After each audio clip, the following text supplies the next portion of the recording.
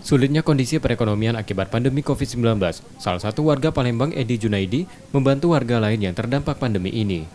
1 pekan terakhir, Edi membagikan nasi kotak gratis pada pengemudi ojek online dan tukang becak di sejumlah titik kota Palembang. Hal ini ia lakukan bersama keluarganya, karena keprihatinan melihat sebagian besar warga kesulitan mencari rezeki saat merebaknya COVID-19. Kita melihat situasi sekarang, zaman corona ini, penghasilan mereka kan sangat kurang. Jadi, saya ada rezeki, saya berbagilah sama mereka, tukang ojek, tukang becak, pemulung, dan warga sekian, supir-supir angkot, supir-supir truk lah kita berbagi. Pak, kita ngojek sepi Pak ya? Sepi ya ini.